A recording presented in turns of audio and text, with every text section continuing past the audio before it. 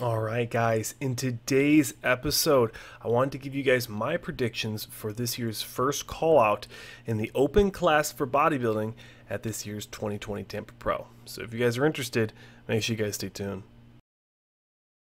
Alright guys, like I said, I'm going to give you guys my opinion, my personal picks for the top 6 at this year's 2020 Tampa Pro in the open class. So let's go ahead and start off with the 1 and 2 picks. And obviously you guys already know it's going to be Iain Valliere versus Hunter Labrada. There's been a lot of talk, a lot of comparisons, a lot of photos, a lot of podcasts going into this show, going into the hype of these two competitors really getting on stage and showing off exactly what they've been able to do in this offseason. So between these two guys, they do take home a few different poses. Shots like the side tricep have always been Iain's favorite and preferred shots, whereas if you look at something like a rear double or a rear lat spread, probably going to go to the newcomer Hunter Labrada. Also, when it comes to something like the most muscular, the crab, the hands clasped front most muscular pose, I think that I personally like Hunter's shot in that one. Something to do with his pectoral development and even somewhat of the shoulders. I feel like he kind of pulls that shot off a little bit better. But I could probably sit here for about 10 minutes going over these side-to-side comparisons that I've done in a previous video, but I thought I'd show you guys them again. I could sit here for another 5 minutes talking exactly about what I think, which shots so-and-so could take, and who has better conditioning going into the show based off of Instagram magic and comparisons. But really it's going to come down to conditioning and fullness. Which bodybuilder is going to show up fuller and more conditioned and not flat? Now, Iain has always been known for coming in with crazy conditioning, sometimes even a little bit flat in some shows. And now Hunter, being a newcomer, he's really got to really prove himself. And from what I've seen with his posts on Instagram, he does look like he is coming in quite conditioned, vascular, full. And I think that it's really going to come down to, like I said, conditioning and fullness, and also something people normally don't talk about is tan. And I guess one thing also would be the lighting at the show. Tampa Pro is usually a great show for lighting. They don't really mess around with the darkness of a background, so I'm not really worried about that one. But definitely let me know what you guys think. I know a lot of you guys are saying that Hunter is gonna blow Iain away, and I really do think that the way Iain has been posting online, kind of just giving just little tabs, little hints at his conditioning and what he's got going on right now. I think Iain's going to surprise you guys. So definitely make sure you guys stay tuned. Make sure you guys watch the show. And comment below what you guys think between Hunter Labrada and Iain Valliere. So for 3 and 4, I wanted to give you guys a fair comparison of Dorian Haywood versus Samson Dowd. So for looking at both of these guys' last stage photos, I'm pretty confident saying that that both of them really do measure up fairly well in specifically the arm department and also the front lat department. Looking at this front double bicep, you can see what I'm saying. The biceps look comparable, and the lats look comparable. And in my honest opinion, I do think that Samson is able to pull away a win with the chest department. I feel like he has a much more pleasing chest in terms of development and shape. And also he has a fantastically tapered midsection with almost what looks like a vacuum. Also, you can't overlook Samson's feathering on his teardrops in his quad section. From the back double bicep, I would have to give overall thickness to Dorian when it comes to the delts, traps, and lats. Something I thought that was kind of funny was Dorian Yates and then Dorian Haywood. Kind of it's funny that the Dorian wins the back because Dorians have always won the back, right? But that was just coincidence. I thought it was kind of funny, so I'd share it to you guys while I ramble on. With the crab pose or the most muscular. I do think that Samson overall has this pose. His legs really do bring the whole shot together, like I said, with the teardrops, feathering, and also his quad sweep. It's kind of difficult to see with the, borderline pitch black background, and Samson obviously being a darker skinned competitor. It is kind of tough to see the outlines of his physique. Next, in the magical world of Instagram posings, I put Samson on the left and Dorian Haywood on the right. And for the most part, I think that Samson's going to come away with this one just with conditioning alone. For the most part, it does look like Dorian has some pretty significant size on top, but it really worries me with his leg separation. There's not a lot going on there. And then with the shadowing kind of covering up his midsection, you really can't see too much in the forms of striations and conditioning separation and whatnot in his midsection and in his legs. Whereas if you look at the way Samson's been posting on Instagram, he's not really leaving much to the imagination. Quads look absolutely massive. It really does look like he's improved on that quad sweep and just pure density in his leg department.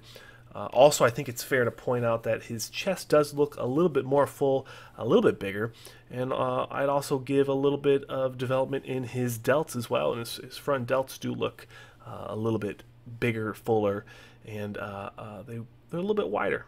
And for 5 and 6, I wanted to give a fair toss-up between Matt Koba versus Seth Shaw. So both of these guys are actually new to me. I actually found them based off the scorecard. I was not following them on Instagram, so it really is kind of fun to go through both of these guys' physiques from the packages that they brought last year on stage, and kind of give you guys my fair comparison and opinions on which one would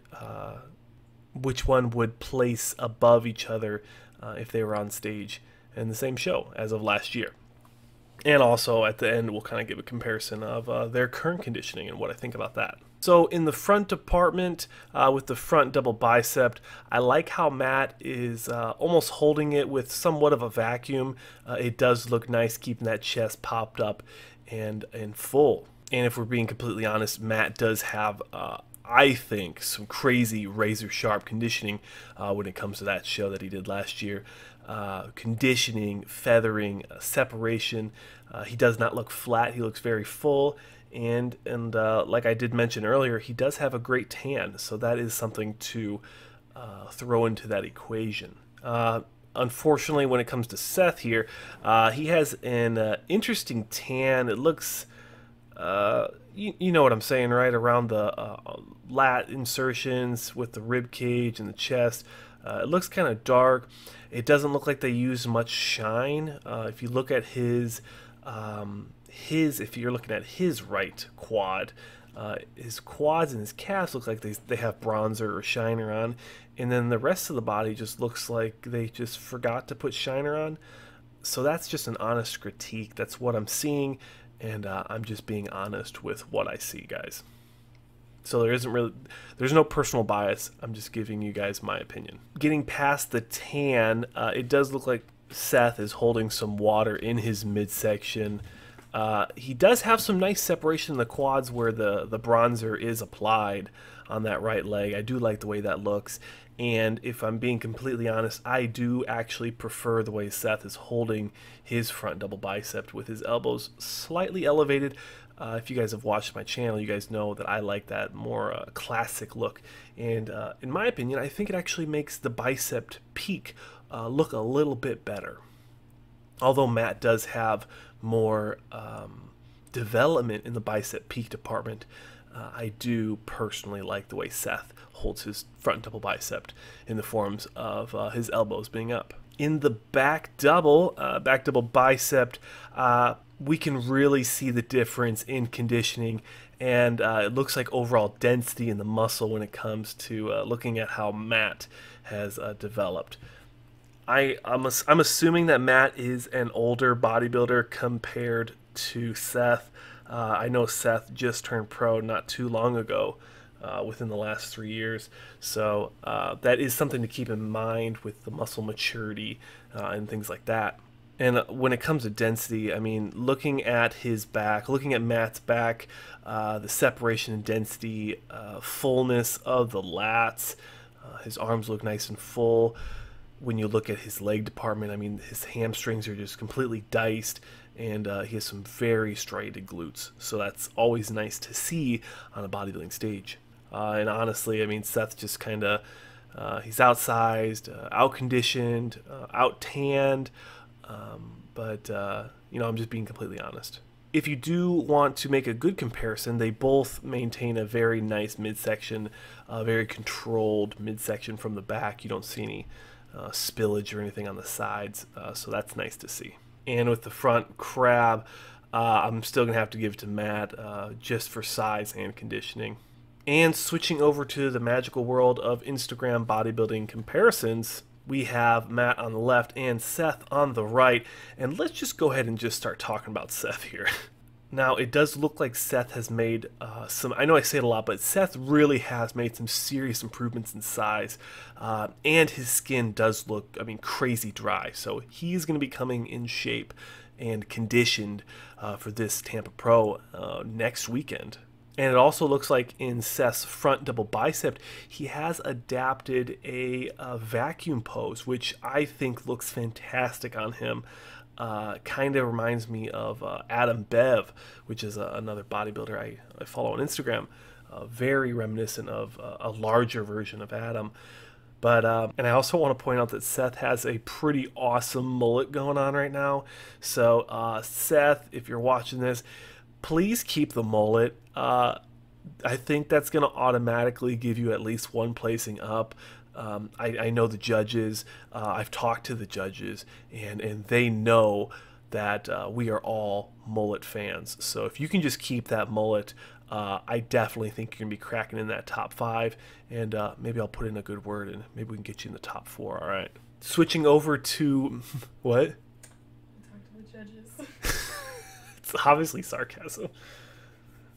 Switching over to Matt, he does look big and full. I am a little worried with the water retention when you look at his front delts, and even going into the chest department, it does look like he's retaining some water. To be fair, he does have some pretty diced looking legs, cut straight from granite, so that is always good to see. Striations and featherings on the quads is always a big one for me, and also it looks like he's made some size on his legs, if I'm being honest. The sweep of his quads looks a little bit fuller. Could be lighting, it could be Instagram magic, I'm not sure, but if he has put on some size, kudos to you, sir. You might be wondering, for onesies, twosies, 3, 4, 5, 6, where I have people placing above them. I'm really going to give it to you guys to decide in the comment section below. I will make a quick caveat. In my humble opinion, I do think that Justin Maki could sneak into this top 6. He has made some phenomenal improvements in the last year, and I know he's been posting a lot. So if you guys are not following Justin Maki, I'll make sure I tag him in the description of this video. But that's pretty much going to do it for my comparison of these guys. My predictions for the top 6 open bodybuilding class at this year's 2020 Tampa Pro. I really do hope you guys enjoyed this video. Leave a like if you enjoyed it, obviously. Comment below what you guys think of your top 6, and if you think I got it wrong. Also, if you guys would like to support me, one of the best ways to do that is heading over to goldeneranutrition.com, my supplement sponsor, and use my sponsored code SANCH15. Any purchase does help, and I do appreciate it a lot. But like I said, I only think I said it about 2 or 3 times. Thank you so much for watching, guys, and I'll see you guys in the next one.